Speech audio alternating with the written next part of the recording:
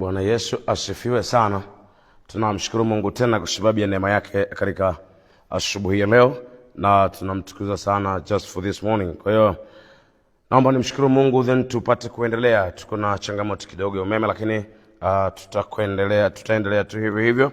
Hakuna shida. Acha tuombe Mungu. Baba, katika jina la Yesu tunasema asante kwa sababu ya neema yako. Asante Bwana Yesu kwa sababu ya asubuhi ya leo ambayo Bwana Yesu ni kwa neema yako Mungu mtakatifu umetupatia. Tunasema asante kwa kutulinda, asante kwa kututunza mikononi mwako Bwana hata majira sana dakika hizi Mungu mwenye haki. Asante Bwana mabwana kwa kuwa imegharimu damu yako mwenyewe na imegharimu mkono wako Bwana ili kwamba tuwe salama. Lihimidiwe jina lako takatifu Mungu mtakatifu Bwana. Baba, sasa tunapokwenda kuanza ibada hii, Roho Mtakatifu tunakuomba ukaseme nasi tena kwa majira haya tena Bwana, kwa mara nyingine na kwa viwango vingine, katika jina la Yesu Kristo mwana wa Mungu aliye hai. Baba, ukaseme nasi Bwana, kwa kuwa tunakuhitaji wewe na tunahitaji neema yako Mfalme, katika jina lenye uweza, mamlaka na nguvu la Yesu Kristo Bwana wetu na Baba yetu. Mungu mtakatifu tunakuomba ukaseme nasi kwa utukufu wako, katika jina lenye nguvu la Yesu Kristo Mwokozi aliye hai. Amen. Bwana Yesu asifiwe. Basi tunamshukuru Mungu kwa sababu ya neema yake, vile ambavyo amekuwa pamoja na sisi kwa siku kadhaa. Hatukuwepo, lakini tunamshukuru Mungu kwa sababu tunaendelea. Kwa siku ya Jumapili hatukuwepo. Mungu akubariki sana. Ni ratiba yetu, lakini baadaye tutaweka utaratibu mzuri zaidi. Bwana Yesu asifiwe sana. Roho Mtakatifu atakapotupatia ratiba ya namna ya kufanya Jumapili, tutaendelea nayo. Basi naomba tuendelee pale ambako tuliishia ile siku ya juzi. Tuendelee pale tulikoishia, na tumekuwa tunaangalia kitabu cha Wafilipi sura ya 2 mstari wa 5 kuendelea. It means tumekuwa tukiangalia pale, tumeingia kwenye kiini kuhusu nia ya Kristo. Tumeingia kwenye kile kiini cha ule ujumbe. Bwana Yesu asifiwe. So tumefika mahali ambako tumeona kwamba Kristo Yesu katika ile nia ambayo alibeba, ambayo ni nia ya Baba, na tumesema nia yake ni nini? Ni watu warudi kwenye uwepo wa Mungu, watoke kule mahali walikokuwa, warudi kwenye utukufu wa Mungu, warudi ndani ya uwepo wa Mungu kama ambavyo ilikuwa tangu asili. Bwana Yesu asifiwe. Na nilikwambia kwamba ndio sababu tulipita kwenye utangulizi mrefu, kitabu cha Mwanzo tangu uumbaji na nini, ndio ili tupate kuelewa kule mbele, tuelewe vizuri tunavyoendelea. Bwana Yesu asifiwe. Kwa nini Yesu anataka turudi uweponi? Ni kwa sababu asili ya mwanadamu ni uweponi mwa Mungu. Hakuwahi kuumbwa akae nje ya uwepo wa Mungu. Kwa sababu hiyo alichokuja kufanya Yesu, na tumesoma ile siku ya kwanza tulipoingia kwenye kiini, tuliangalia, maana ilikuwa ni tarehe 1 mwezi wa kwanza huu. Tuliangalia tukaona kwenye kitabu cha Mathayo sura 4 mstari wa 17 anaposema kwamba Yesu alipoanza kufundisha, alipoanza kuhubiri, alisema tubuni kwa maana ufalme wa mbinguni umefanya nini? Umekaribia. Tubuni kwa sababu utawala wa kimbingu umekaribia. Ufalme wa kimbingu umekaribia. Inawezekanaje ama inakoaje? Maana yake wanaohitajika kutawaliwa na ule ufalme wa Mungu, wanaohitajika kutawaliwa na Mungu ni walio ndani ya uwepo wa Mungu, ni watu waliotubu. Na hao watakao kuwa wametawaliwa, maana yake wanaishi ndani ya uwepo wa Mungu. They just dwelling in the presence of the Lord. So ndio maana anasisitiza sana, ndio nia yake. Mtu anazungumza kile ambacho amebeba, kile kilichoko ndani. Kwa Yesu alipokuja, kabla hajaenda msalabani, alianza kwanza kuzungumza ya moyoni. Waswahili wanasema alitoa ya moyoni. Alikuwa anatoa ya moyoni, ndio iliyokuwa nia yake, ndio aliyokuwa amejaza moyo wake, na ndio aliyokuwa yakitoka. Asifiwe Yesu. Kwa nini anataka watu warejee kwenye uwepo wa Mungu? Jamani, Bwana Yesu asifiwe sana. Ndio ya moyoni hayo. So tumefika mahali ambako tumeona alipoibeba ile nia, alikubali. Ilitengeneza mambo matatu makubwa. Nimesema jambo la kwanza, nia ile ya Kristo inamfanya mtu kuwa mnyenyekevu mpaka mwisho, to the extent. Lakini namba 2, inamfanya mwanadamu kukubali kufanya kile ambacho Mungu anataka kabisa, yani anakubali kufanya, anasema ndio kile ambacho Mungu anataka. Na namba 3, inamfanya mtu afanye bila kujihurumia, anaondoa hali ya kujihurumia. Ndio maana Waswahili wanasema penye nia pana njia. Maana mtu ambaye ameshakuwa na nia ya jambo fulani, yuko tayari kufanya chochote hata kama ni cha kumuumiza kidogo, ili mradi afikie yale malengo yake. Yesu asifiwe. So naomba uelewe jambo hili vizuri, kwamba Yesu alipoibeba ile nia, alikuja, na tumeishia mstari wa 7 nafikiri tulikoishia, ambako unasema hivi, bali alijifanya kuwa hana utukufu akatoa namna ya mtumwa, akawa ana mfano wa mwanadamu. Tumeona pale kwamba Yesu baada ya kukubali kwamba aache, baada ya kukubali ile nia alipoibeba ndani yake, alipobeba ile nia ilimfanya akaacha utukufu, akajifanya kwamba hana utukufu. Si kwamba hakuwa na utukufu, no, alikuwa nao, lakini kilichofanyika ni kwamba yeye mwenyewe akajifanya hana utukufu, akatoa namna ya mtumwa, akajifanya hana utukufu, akaja duniani. Na nikasema hivi, alikubali, yani anakubali hivyo vyote ni kwa sababu ile nia, ile shauku ndani yake. Ile nia inampeleka, inamsukuma, haimuachi, inamsukuma aache kuabudiwa, aache nini, aje akazaliwe. Sio kama mwanadamu wa kawaida kwenye hori la ng'ombe, sio kitu cha kawaida hicho. Bwana Yesu asifiwe. Kwa nini? Ile nia inamsukuma, nia inampeleka, hawezi kutulia. Yesu na apewe utukufu mwingi sana. Kwa hiyo ni muhimu sana tukaelewa na tukajua ya kwamba Yesu inachofanya akubali haya yote ni ile nia ndani yake. Narudia tena, mtu akishakuwa na nia, tatizo, narudia tena, kinachofanya inakuwa vigumu watu kuishi ndani ya uwepo, kuishi kwenye utukufu wa Mungu ni kwa sababu ya nia. Nia ikishaingia ile ya Kristo ikawa ndani ya kwamba, na tunaposema kuibeba nia ya Kristo ni kwamba kile ambacho Kristo Yesu anataka kwenye maisha yako wewe, ndicho na wewe unakitaka kitokee kwenye maisha yako. Yesu asifiwe. Anachokitaka Yesu kitokee kwako ndicho ambacho na wewe unataka kitokee kwako. Bwana Yesu apewe utukufu mwingi sana. So ndio maana wewe ile kile ambacho Yesu anataka kitokee kwako, kama na wewe kwa unakitaka kitokee kwako, inakuwa ndio nia ya Kristo ndani yako. Maana Bwana Yesu asifiwe. Na ikishakuwa ni hivyo, hii inamfanya Mungu anakuamini. Bwana Yesu asifiwe. Mungu haoni shida kuwekeza vitu kwako, haoni shida kuwekeza kwako. Atawekeza vingi. Kwa sababu gani? Anajua moyo wako unaendana na moyo wake, kama alivyofanya kwa Daudi. Anamwambia Sauli, nimekuondolea ufalme na nimempa jirani yako mbaya. Moyo wake unanipendeza. Kwa nini unanipendeza? Kwa sababu anachotamani Daudi kufanya ni mapenzi ya Mungu, na hiyo ndio Mungu anataka. Asifiwe Yesu. Kwa sababu hiyo Daudi anakubalika. Kwa nini? Kwa sababu moyo wake umebeba shauku ya kuyafanya mapenzi ya Mungu. Bwana Yesu asifiwe. Mungu anatamani kufika mahali akuamini, awekeze vitu. Lakini hata kuaminije? Ni lazima kile ambacho anataka ndio na wewe unataka. Haleluya. Ile ambacho yeye anataka ukiwa na wewe ndio unataka. Mungu anafika mahali anakuamini, na anapokuamini anawekeza vingi kwako. Lakini kama hajakuamini hawezi kuwekeza. Kwa sababu gani? Kwa sababu haoni kama uko tayari. Hautafanya kwa utukufu wake, hautabeba utukufu wake. Yesu asifiwe. Hautasababisha atukuzwe, hautasababisha apokee utukufu, hautasababisha. Kwa hiyo Mungu hawezi kuwekeza kwako. Lazima ile nia ya kwake iwe ndani yako. Hapo ndo Mungu akuamini ili aweze kuwekeza kwako. Kama nia yake haiko ndani yako, hata ungekuwa muombaji wa saizi gani, nisikilize, hata ungekuwa muombaji wa saizi gani, hawezi kuwekeza kwako. Kwa sababu gani? Kwa sababu haumtafuti utukufu, haumtafuti utukufu. Bwana Yesu asifiwe. Ni kama mtu ambaye ameajiriwa kwenye kampuni, alafu yeye anachotafuta ni yeye mwenyewe, anatafuta mambo yake mwenyewe, sio kwa ajili ya kampuni. Ikiwa namna hiyo, hata huyo bosi mwenye kampuni, mkurugenzi, hawezi kumwamini. Kwa nini hawezi kumwamini? Kwa sababu huyu ni mtu ambaye anatafuta, ni binafsi, anatafuta ya kwake. Ukitafuta kwanza ya bosi, bosi anakuamini, hata kukuongezea vyeo inawezekana. Sasa unapokuwa umeibeba nia ya Kristo, Mungu kukuongezea, kuwekeza vingi kwako, haoni shida. Yesu asifiwe sana. Hataona shida, atawekeza vingi sana, kuanzia vya rohoni mpaka vya nje atawekeza. Bwana Yesu asifiwe. Kwa hiyo Yesu alipoibeba ile nia ya Baba ndani yake, Baba akamwamini. Au unadhani ilikuwa ni kitu kidogo kufanya kazi ya wokovu, ya ukombozi, kufanya kazi ya ukombozi na wewe kufanywa kuwa mfalme? Sio kitu kidogo jamani. Bwana Yesu asifiwe. Kwa sababu hiyo Baba akamwamini. Mstari wa 8 anasema hivi, tena alipoonekana ana umbo kama mwanadamu. Narudia tena, kilichomsukuma Yesu asijali, asiogope, wala asijifikirie ni kwa sababu ya nini? Nia iko ndani yake. Yesu asifiwe. Sasa naomba nikuulize swali. Angalia hapa kitu ambacho kinaenda kutokea. uone nia ya Kristo kuna wakati inaweza kuonekana kama inakupoteza.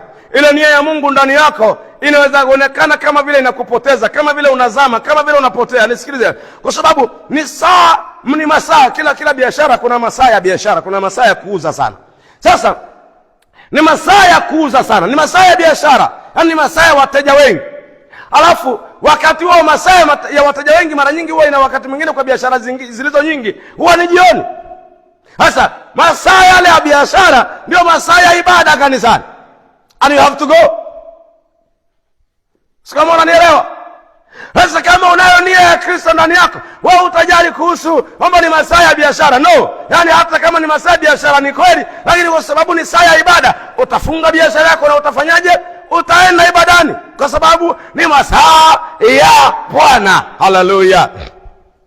Kwa sababu hiyo unapoenda, wanadamu wa kawaida, akili ya kiuchumi na kuambia wewe hapa tayari umefeli.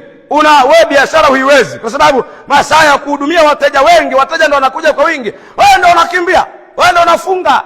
Unapataje hela wewe? Hiyo biashara yako inakuwaje? Wewe akili ya kiuchumi na kuambia bwana wewe unafeli, wewe unaanguka sasa. Lakini akili ya kiroho inakuambia wewe unainuka, kwa sababu hata Yesu anasema hivi, atakaye kuiponya nafsi yake ataiangamiza. Ila yule ambaye ataiangamiza nafsi yake ataonekana kama anaiangamiza, yeye ndiye anaiponya. Hasa wakati unaporejea kwenye biashara, pengine yale masaa ndio yanaishia, utashangaa kwamba Mungu anakuletea wateja the same, tena inawezekana zaidi ya wale ambao walikuwepo. Kwa nini? Kwa sababu Mungu anaheshimu. Huwezi kubeba nia yake ukawa mtu wa kawaida. Haleluya. Narudia hivi, huwezi kubeba nia yake alafu ukawa mtu wa kawaida. Mwanaume yeyote yule ambaye anajali mwanamke anapokuwa ameibeba mimba yake, anakuwa makini sana kumhudumia, anakuwa makini sana, anakea kuliko kawaida, kuliko kipindi kingine. Huwa anakea kuliko kipindi kingine. Kwa nini? Kwa sababu yeye ndiye amesababisha wewe mwanamke awe kwenye hiyo hali. Si kama unaelewa? Kwa sababu hiyo Mungu anapokubali, anapokupa kitu unapaswa kukibeba, na wewe ukakubali kukibeba, Mungu anakea zaidi kuliko wakati mwingine. Anakea kuliko wakati mwingine. Kwa sababu gani? Wewe tayari umehama kuwa binadamu wa kawaida, umeingia kuwa binadamu asiyekuwa wa kawaida, an extraordinary, ambaye sasa wewe umebeba kile ambacho kiko ndani ya moyo wake anachokitaka yeye. Kwa sababu hiyo ni kama kusema hivi, maisha yako yote yanapelekeshwa na kile kilichoko ndani yako. Wewe inabidi yeye ndiye akupatie yale ambayo unayataka, ili weje, ili kile kilichoko ndani kisife, anakilinda. Yesu asifiwe. Sasa wewe hutaki kubeba kile cha Mungu, unataka kubeba ya kwako, alafu unalalamika Mungu haikuhudumie, unalalamika Mungu ajibu maombi yako. Kivipi wewe? Asifiwe Mwokozi Yesu. Nisikilizeni wanadamu, niwaambieni, Mungu hajawahi kufanya biashara ya hasara. Mungu hajawahi kufanya kitu kwa hasara hata siku moja. Na Mungu ni mwaminifu mno. Amepromise kwako kwamba I'm going to do 1, 2, 3 for you. Anafanya. Vigezo na masharti kuzingatiwa. Yesu asifiwe. Yesu hapa anabebeshwa, na haoni shida kuacha utukufu mbinguni. Haoni shida. Amebeba nia ya Kristo. Ile nia ya Kristo inamwambia hakuna shida. Amebeba nia ya Baba ndani yake. Ile nia ya Baba inamwambia hakuna shida. Nia yake ni watu warejea kwenye uwepo wa Mungu, na watu kwa sababu ni wa thamani sana, kama tulivyosoma. Thamani yake ile kubwa. Yesu haoni shida. Anaona nitaacha kila kitu kwa sababu hawa viumbe hawa ni wa thamani sana. So I'm going for them. Akashuka, akaacha utukufu wote, akashuka. Amekuja duniani. Ngoja nikuambie kitu kimoja. Unajua, nimekuambia nia ile ya Mungu ya Kristo ndani yako, kuna wakati inaweza kuonekana kama vile inakupoteza. Maana masaa ya biashara ndio saa unayofunga kwenda ibadani. Sasa sikia nikuambie kitu kimoja mpendwa. Unajua kama shetani wakati Yesu anatoka mbinguni kuja duniani kwa ajili ya ukombozi, kama shetani bado alikuwa mbinguni, alisema hivi, yani hapa tayari nishamaliza.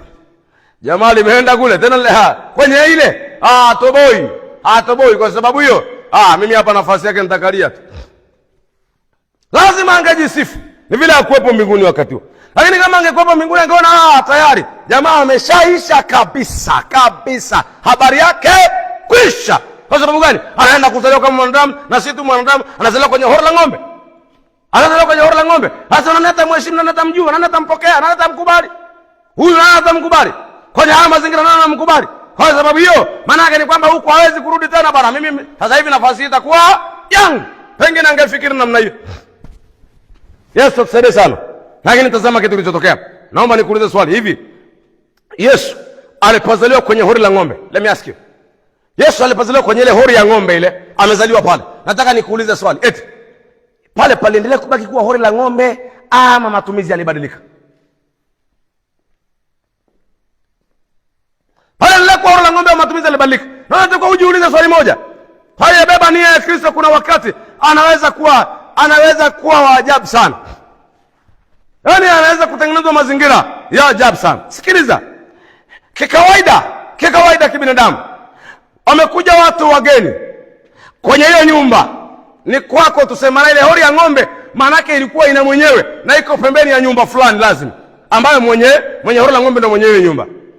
Ingekuwa rahisi kwa kawaida yule mwanaume kumwambia mke wake, bwana, huyu mama amekuja hapa, ni mjamzito, huyu binti ni mjamzito, yuko na huyu kijana, huyu mume wake, kwa sababu Mariamu alikuwa na Yusufu. So ingekuwa rahisi kumwambia, bwana, nikwambia kitu, wacha mimi nikalale nje kule na Yusufu, wewe ulale huku ndani na huyu dada, kwa sababu ni mjamzito. Lakini hata wao hawaoni hiyo sababu, wanamwacha nje. Sasa Yesu anapoenda kuzaliwa pale, ili ile hori la ng'ombe litumike, Yesu azaliwe pale, ili bidi ng'ombe asogezwe, kama sio kutolewa nje kabisa. Ili bidi ng'ombe atolewe nje. Kwa nini? Kwa sababu kuna watu inabidi walale hapo. Kwa hiyo hata kiwango cha maziwa ambacho alikuwa anapata yule mwenye nyumba au mwenye ng'ombe kilipungua. Lazima kilipungua.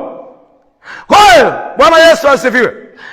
Kilichotokea pale ni kwamba kiwango kilipungua. Kwa hiyo kuna mtu alipata hasara kwa namna fulani. Kukubali tu kile, kuna mtu alipata hasara kidogo. Sasa nataka uone jambo hili. Yesu alipozaliwa kwenye hori la ng'ombe, pale hapakubaki tena kuwa hori la ng'ombe. Baada ya miaka kadhaa pale palibadilika, na hata huyo mwenye nyumba inawezekana alilipwa fidia na serikali ya Israeli ahame, kwa sababu sasa hivi sio tena hori la ng'ombe, ni mahali ambako watu wanaenda kutalii. Hata watu wanaotoka Afrika kwa ajili ya ile biblical tour, wanapofanya biblical tour, wakienda kule ni moja kati ya maeneo ambayo wanaenda kuyatembelea. So pale lazima kumebadilika matumizi, na kama kumebadilika matumizi, huenda hata hiyo familia ambao walikuwa na hiyo hori ya ng'ombe wanaendeleaga kupata pasenti fulani ya fedha inayoingia kwa sababu ile biblical tour. Kwa nini? Kwa sababu waliwahi kukubali ng'ombe atolewe nje ili Yesu azaliwe mle, japo kuwa hawakujua kwamba anazaliwa pale ni nani. Yesu asifiwe. Kwa sababu hiyo hata wako hiyo tu ya kufanya hiyo kidogo bila hata kujua, tayari wanajikuta kuna percent fulani wanapata, kuna faida wanapata. So nataka wewe kubeba nia ya Kristo. Hakuna hasara my brother, hakuna hasara. Anayekudanganya, anayekuambia haiwezekani au haina maana, anakudanganya. Kubeba nia ya Mungu ndani yako, ambayo ni kutaka kukaa ndani ya uwepo wa Mungu. Ukaa ndani ya uwepo wa Mungu, hakuna hasara. Hakuna hasara. Yesu asifiwe. Na ukumbuke jambo hili ya kwamba, kumbuka hivi, naomba ukumbuke vizuri katika jina la Yesu, kwamba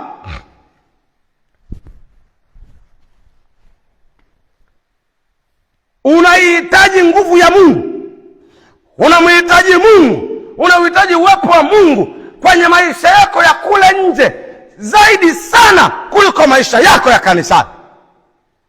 Unahitaji kutembea kwenye kububujika na kunena kwa lugha ukiwa kule nje kuliko ukiwa kanisani. Kwa sababu gani? Kwa sababu kanisani hakuna life circumstances. Hakuna changamoto za kimaisha. There is no life challenges in the church. Hakuna. Ndani ya kanisa hakuna. But out of the church. Out of the church, kule ndo kuna challenges. Kule ndo una face challenges mbalimbali. Kule ndo unahitaji neema ya Mungu, ndo unahitaji utukufu na uwepo wa Mungu mwingi zaidi. Unahitaji nguvu zaidi. Kama ni kunena kwa lugha, unahitaji kunena kule nje zaidi hata kuliko kwenye ibada. Rakamandarabu. Hallelujah. Yesu asifiwe. Unahitaji kutembea na utukufu wa Mungu ukiwa nje zaidi kuliko ukiwa ndani. Kristo Yesu Mwokozi na asifiwe. Let's pray this morning. Acha tukaombe Mungu. Wewe ni muhimu sana ukajua jambo hili katika jina la Yesu. Bwana Yesu asifiwe. Sasa tukapata nafasi ya kuomba sasa. Hallelujah. Father, in the name of Jesus. Tunakushukuru Bwana Yesu. Naomba tuendelee kuomba kuhusu matengenezo. Wala usijali mambo mengine, tutaendelea kuyaombea kule mbele. Acha tumalize vipengele hivi ambazo Roho Mtakatifu anatuelekeza kufanya hivyo. Tunakuomba Bwana wangu katika alfajiri ya leo tena, mfalme wetu. Baba, tunakushukuru kwa neema yako ya pekee na ya ajabu sana ambayo imeendelea kuwa juu yetu Bwana mabwana, katika jina lenye nguvu la Yesu. Mwokozi, ninakushukuru sana Bwana kwa vile ambavyo Mtakatifu Mungu wetu umekuwa pamoja na sisi. Asante kwa ulinzi wako Bwana, asante kwa neema yako na fadhili zako. Katika jina la Yesu Kristo mwana wa Mungu aliye hai, Bwana wangu, nimekuja miguuni pako Bwana katika alfajiri hii ya leo, mfalme wetu. Bwana wangu, ninakushukuru sana kwa vile ambavyo Mungu mwenye haki umekuwa pamoja na sisi. Baba, tunaomba tena neema yako Bwana katika asubuhi ya leo kwamba iwe juu yetu Bwana. Tunahitaji neema yako Mungu mwenye haki ikawe juu yetu tena kwa jina la Yesu. Neema yako Bwana mabwana ya pekee na iwe juu yetu Bwana, katika jina la Yesu Kristo mwana wa Mungu aliye hai. Baba, tunaomba neema yako ikawe juu yetu tena katika jina lenye thamani kubwa sana na takatifu mno la Yesu Kristo Mwokozi, mwamba na nguvu zetu. Bwana wangu, Baba, nakusihi Mungu mtakatifu Bwana kwamba neema yako ya ajabu mfalme haiwe juu yetu tena Bwana katika alfajiri ya leo. Mungu mtakatifu, tunakuhitaji wewe Baba, tunahitaji sana neema yako mtakatifu Mungu wetu Baba, katika jina lenye nguvu la thamani la Yesu Kristo Mwokozi. Bwana mabwana, nimekuja mbele zako nikikusihi kwamba Bwana Yesu katuonekanie Baba, ukadhihirike ndani yetu na ndani ya maisha yetu kwa ujumla. Bwana Yesu kaonekane katika jina la Yesu, ukajidhihirishe Bwana kipekee katika jina la thamani la Yesu Mwokozi, mwamba na nguvu zetu. Bwana Baba, tunaomba neema yako Mungu mtakatifu ikawa juu yetu Bwana tena katika alfajiri ya leo kwa jina la Yesu Kristo mwana Mungu aliye hai. Baba yangu na Mungu wangu, ninajua kwamba Kristo Yesu ulitumia damu yako kutuokoa. Bwana Yesu, kwa kuwa ulitumia damu yako kutuokoa Baba, ni kweli na sisi Bwana umetuleta kwako mfalme wa amani. Tunasema asante Bwana kwa kutukubali. Lakini Bwana wangu, tunakusihi Mungu mtakatifu, kwa kuwa Bwana kuna jambo ulilenga, kuna kusudi ulilenga Bwana kwa ajili ya maisha yetu. Mungu mtakatifu, ninakuomba kwamba Bwana ukatupe neema tena katika jina la Yesu. Alfajiri ya leo Bwana tunaomba kibali machoni pako Mungu mwenye haki. Baba, tunaomba kukubalika kwako. Tunaomba ukatukubalie Bwana mabwana katika jina la Yesu Kristo mwana Mungu aliye hai. Baba yetu na Mungu wetu, tunaomba kukubalika machoni pako. Tunaomba kukubalika machoni pako Bwana. Baba yangu na Mungu wangu, nakusihi Mungu mtakatifu Bwana, ukaione sababu ya kututengeneza vile utakavyo, upendavyo na uonavyo Bwana, kwamba iwe Bwana Mungu mtakatifu, ukatupe Bwana, ukatutengeneze Mungu mtakatifu toka kile ambacho ulikitarajia, toka kile ambacho ulikikusudia Bwana mabwana. Mungu mwenye haki, Mungu mwenye uweza na mamlaka, Baba Mungu uketie mahali patakatifu mno, ninakusihi Bwana wangu na Baba yangu, katika jina lenye uweza na mamlaka la Yesu Kristo Bwana wangu. Baba, ninakusihi Mungu mtakatifu kwamba Bwana ukatuonekanie katika jina la Yesu. Baba, tunaomba neema yako mfalme. Baba, tunaomba kutengenezwa kwa jina lenye nguvu la thamani la Yesu Kristo Mwokozi wa ulimwengu. Baba, ninakusihi kwamba ukatufanyia matengenezo tena Baba, ukatupe kuwa kile ambacho ulikitarajia, kile ambacho ulikikusudia Mungu mwenye haki. Bwana wangu na Baba yangu, katika jina la Yesu Kristo mwana Mungu aliye hai. Bwana Yesu Kristo Mwokozi wa ulimwengu, ninakuomba Bwana mabwana, Mungu wangu na Baba yangu, katika jina lenye nguvu la thamani la Yesu Kristo Mwokozi. Bwana mabwana, nimekuja kwako mtakatifu nikiomba ya kwamba Jehova Mungu mtakatifu, Bwana wangu katuonekanie. Jehova Mungu mtakatifu, tunakusihi Bwana mabwana, ukatufanyie matengenezo Baba, tutengeneze Bwana mabwana, tuwe kile ambacho wewe ulikikusudia Bwana. Tutengeneze Mungu mtakatifu, Bwana wangu na Baba yangu, katika jina la Yesu Kristo, tukawe kile ambacho ulikitarajia mfalme Mungu wetu na Baba yetu, tutengeneze kabisa kwa jina lenye thamani kubwa la Yesu Kristo Mwokozi. Bwana mabwana, nakuomba ututengeneze Bwana, katika jina la Yesu. Baba, ukatufanyie matengenezo, tupe kwa kile ambacho ulikitarajia baada ya kazi ya msalaba, kwa jina lenye nguvu la thamani la Yesu Kristo. Bwana Yesu, tutengeneze Bwana mabwana, Mungu mtakatifu, tupe kile ambacho ulikitarajia, tupe kile ulichokitaka Bwana mabwana.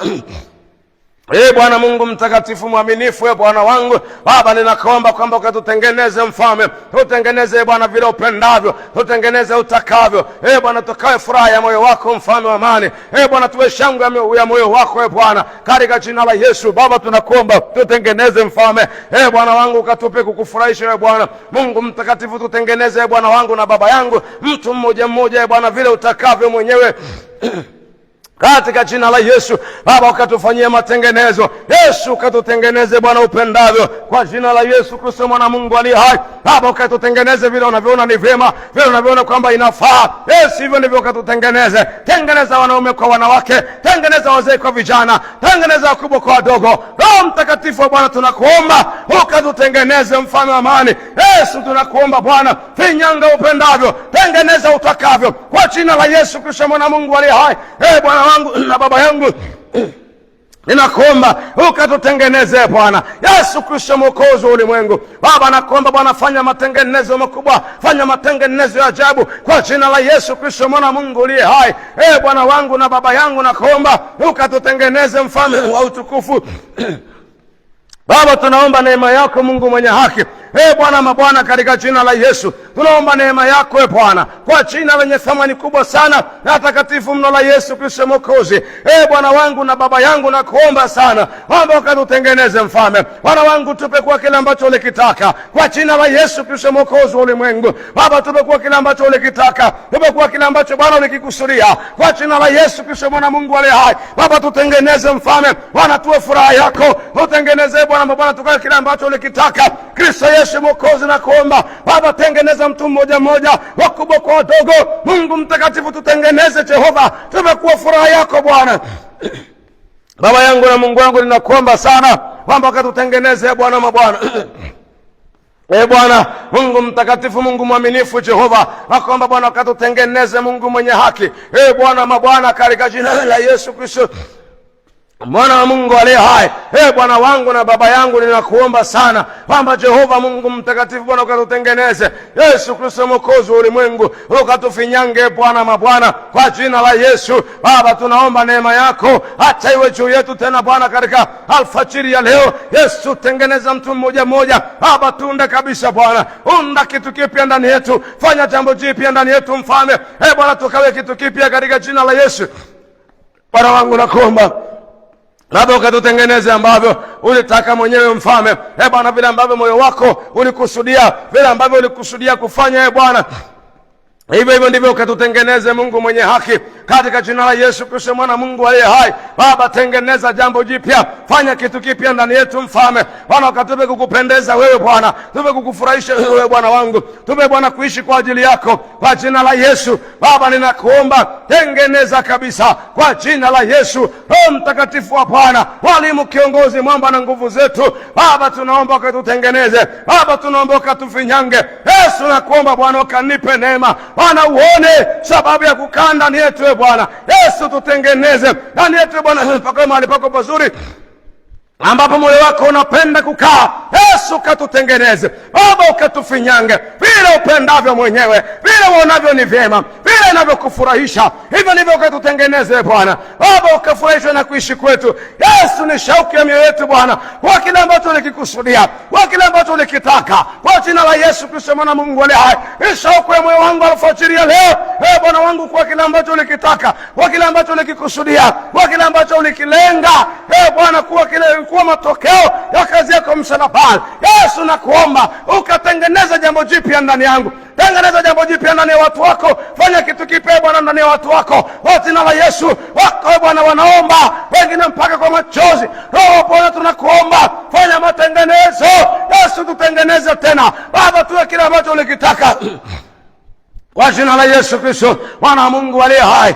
Bwana wangu na Baba yangu, ninakuomba sana Mungu mtakatifu, katika jina la Yesu Kristo, Mwana wa Mungu aliye hai. Baba, tunakuomba ukatupe kwa kila ambacho ulikitaka wewe, kwa jina lenye thamani kubwa la Yesu, Mwokozi, mwamba na nguvu zetu, Mfalme wetu. Tunakuomba Bwana, neema yako na iwe juu yetu. Roho Mtakatifu wa Bwana, tunakuomba Bwana wangu na Baba yangu, katika jina la Yesu tunaomba sana Bwana kwamba ukatutengeneze katika jina la Yesu Kristo, Mwana Mungu aliye hai. Baba, tupe kwa furaha ya moyo wako Mfalme, ukatupe kwa shangwe ya moyo wako Bwana, katika jina lenye thamani kubwa na takatifu la Yesu Kristo Mwokozi. Bwana wangu na Baba yangu, ninakuomba sana Bwana kwamba ukatutengeneze Mfalme, ukatupe kwa furaha yako Bwana, katika jina la Yesu. Tupe kwa shangwe ya moyo wako Bwana, katika jina la Yesu. Ukatupe kwa furaha yako Bwana wangu. Baba, tutengeneze Bwana mabwana. Baba, tuwe furaha ya moyo wako Mfalme. Bwana, tuwe shangwe ya moyo wako Bwana. Yesu, moyo wako ukafurahishwe na kuwepo kwetu duniani. Baba, moyo wako ukafurahie kwa kuwa umetuweka duniani. Bwana wangu, nakuomba ukatutengeneze Bwana. Baba, tupe kwa furaha ya moyo wako Mfalme, ukatupe kwa shangwe ya moyo wako katika jina la Yesu. Bwana, ukafurahishwe sana na kuwepo kwetu duniani Bwana, wala isiwe kawaida, lakini Kristo Yesu tutengeneze Bwana, wala tusio tunaishi tu ili mradi. Hapana Bwana wangu, nakuomba ya kwamba Bwana tupe kwa furaha ya moyo wako Yesu, tuwe furaha yako, tuwe shangwe ya moyo wako Bwana. Moyo wako ukashangilia kwamba umetuweka duniani, moyo wako ukafurahia kwamba tupo duniani. Yesu, nakuomba Bwana ukatutengeneze Mfalme. Bwana, tengeneza, unda kitu kipya ndani yetu Mfalme. Baba, tunakuomba ukatutengeneze Mfalme wa amani. Yesu, tupe kwa kile ulichokitarajia, tupe kwa kile ulichokitaka Bwana wangu. Baba, katika jina la Yesu tunaomba neema yako Mfalme. Bwana wangu, tutengeneze, wala Bwana wangu kusiwe na chochote kinachotuzuia. Yesu, tutengeneze, tupe kwa furaha yako Mfalme. Bwana, tupe kwa shangwe ya moyo wako duniani. Baba, unaposimama mbinguni ukitazama duniani, waone ufurahie Bwana, waone shangwe, moyo wako ufurahi kwa sababu umetuweka duniani. Baba, wana sababu ya kujivuna, wana sababu ya kujivunia kuishi kwetu Bwana, kwa jina la Yesu Kristo, Mwana Mungu aliye hai. Wana sababu ya kufurahia kuishi kwetu Bwana, katika jina lenye thamani kubwa la Yesu Kristo, Bwana mwamba Mwokozi na nguvu zetu Bwana. Baba, tunaomba neema yako Yesu, ukatutengeneze Yesu, ukatupe kwa furaha ya moyo wako Mfalme, kwa jina lenye thamani kubwa la Yesu. Baba, tutengeneze Bwana Yesu, ukafurahishwe na kuwepo kwetu duniani, ukafurahishwe na maisha yetu duniani, katika jina lenye thamani kubwa la Yesu Kristo, mwamba na nguvu zetu. Baba, tupe kwa furaha yako, tupe kwa shangwe ya moyo wako Bwana, katika jina la Yesu. Baba, tunakuomba Bwana ukatupe neema, kwa kuwa shauku yetu ni wewe Bwana. Yesu, tutengeneze, tupe Bwana kwa furaha yako duniani, tupe kwa shangwe ya moyo wako Bwana katika dunia hii, kwa jina la Yesu Kristo, Mwana wa Mungu aliye hai. Baba, tupe kwa shangwe ya moyo wako Bwana, katika jina la thamani na takatifu mno la Yesu Kristo Mwokozi. Bwana wangu na Baba yangu, mimi nakuomba sana kwamba ukatutengeneze utakavyo, ukatutengeneze upendavyo. Yesu, tupe kwa furaha yako Baba yangu na Mungu wangu, nakuomba mno Bwana, shauku yetu ni wewe, kiu yetu ni wewe Bwana. Nasi tunakuomba Bwana wangu Baba kwamba ukatutengeneze Yesu, tutengeneze, tuunde kwa upya Bwana wangu na Baba yangu, katika jina la Yesu Kristo, Mwana Mungu aliye hai. Baba, ninakuomba ukatutengeneze upendavyo. Mfalme wa utukufu, nakuomba ukatutengeneze Bwana Yesu, ukafurahishwe na kuishi kwetu duniani, katika jina la Yesu Kristo, Mwana Mungu aliye hai. Baba, ukafurahishwe na kuwepo kwetu Bwana Yesu, ukafurahie Yesu, ukatutengeneze Baba, tupe kukuishia wewe, tuishi kwa ajili yako Bwana wangu na Baba yangu, ukatupe kwa furaha ya moyo wako Mfalme. Baba, tutengeneze katika jina la Yesu Kristo, Mwana Mungu aliye hai. Bwana wangu, shauku yetu ni wewe. Amba Bwana, wala usituache alfajiri ya leo, shauku yetu ni wewe Bwana. Baba, tunakuhitaji wewe, naomba neema yako Mfalme ikawe juu yetu tena Bwana, katika asubuhi ya leo. Mungu mtakatifu, nakuomba Bwana ukalitimize neno lako lilosema kwenye kitabu cha Yohana Mtakatifu 14:23 ya kwamba mtu akinipenda atalishika neno langu na Baba yangu atampenda, nasi tutakuja kwake na kufanya makao. Yesu, nakuomba Bwana ukafanye makao yako ndani yetu. Tutengeneze Bwana kwamba ndani yetu pakawe mahali pako pazuri unapopenda na unapotaka kukaa. Bwana Baba, ukae ndani yetu katika jina la Yesu. Yesu, ndani yetu ukae Baba, ukajitukuze Baba, ukainuliwe, ukae ndani yetu Bwana mabwana. Yesu, ukidhihirika Baba, ukadhihirike, ukaonekane ya kama Bwana umefanya makao yako ndani yetu, ya kama Bwana ndani yetu unakaa, kwa jina la Yesu. Baba, nakuomba, hiyo ndio shauku yetu Mfalme, kwa jina la Yesu. Maana dunia hii Bwana haina raha kama ukai ndani yetu. Kama sisi sio makao yako, furaha ya dunia hii iko wapi? Katika jina la Yesu Baba, ninaomba neema yako mtakatifu Mungu wetu na Baba yetu Bwana, Baba Mungu mwenye haki Bwana, ikawe juu yetu Bwana. Baba, tunakusihi Mungu mtakatifu kwamba Bwana wangu, Roho Mtakatifu, tunakuomba Bwana mabwana, Baba ukazungumze nasi Baba, tunakuomba ukafanye makao yako ndani yetu, ukae ndani yetu Bwana. Shauku yetu ni wewe, furaha yetu ni wewe, fahari yetu ni wewe Bwana wangu, nakuomba Baba, kwa kuwa furaha yetu ni wewe na Bwana wangu ndio shauku yetu Bwana. Baba, tunakuhitaji, tunaomba Bwana ukae ndani yetu. Yesu, tunakuomba Bwana ukatutengeneze Baba, tuwe kile ambacho ulikikusudia,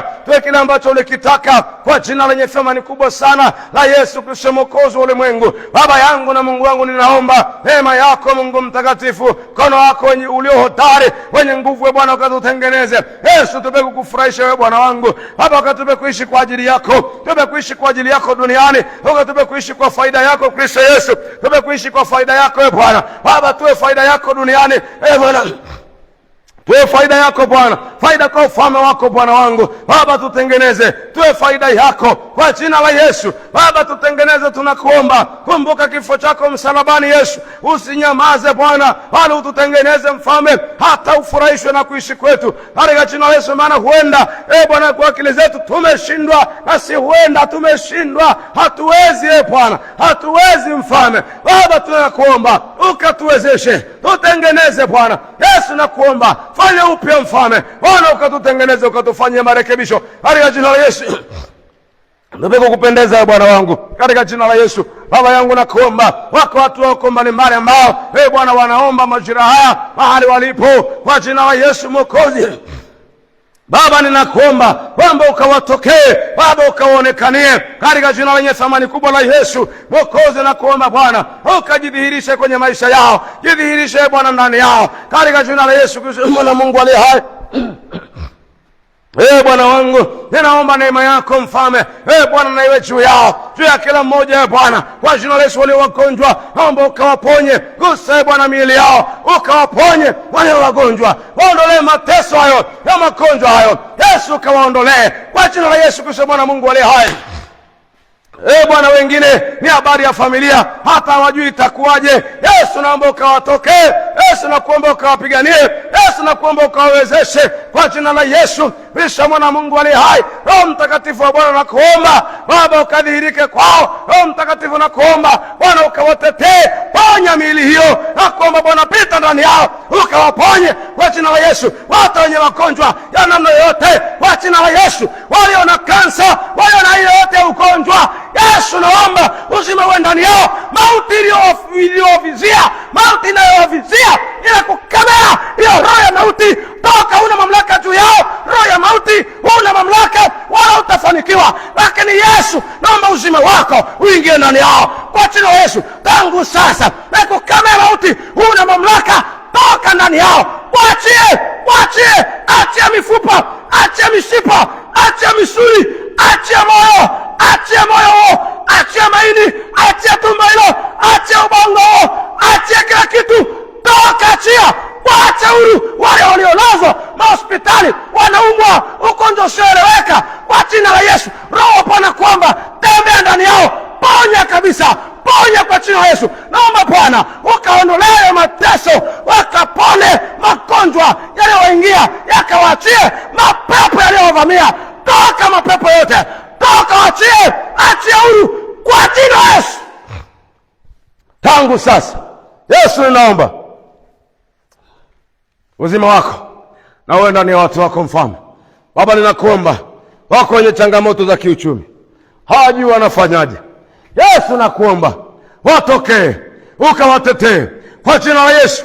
Roho Mtakatifu wa Bwana, naomba ukawaonekanie, naomba ukawatetee, wapiganie Bwana roho za adui, roho za ufilisi, roho za ufilisi zinazovamia maisha yao, kwa jina la Yesu aliye hai, na kupinga wewe roho ya chuma ulete, toka, achia, huna mamlaka kwa jina la Yesu. Yesu nakuomba ukawalinde, linda uchumi wao, mikono yao ikaponywe kwa jina la Yesu. Kuanzia leo isizae mapoza tena kwa jina la Yesu.